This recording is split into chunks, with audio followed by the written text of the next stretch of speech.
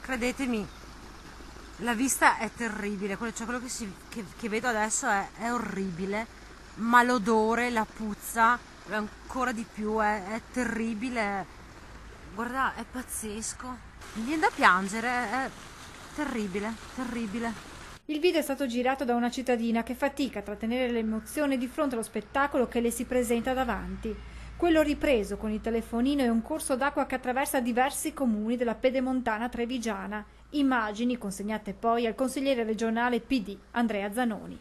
Si tratta di migliaia di pesci morti lungo questo torrente, evidentemente causata questa morte, questa strage, da sversamenti illegali. Zanoni ha immediatamente segnalato il tutto all'ARPV che, ha fatto sapere il consigliere Dem, ha effettuato alcuni prelievi. Oggi ho sentito ARPAV di Treviso che ha individuato l'azienda responsabile, che verrà naturalmente denunciata, i loro titolari verranno denunciati alla Procura della Repubblica.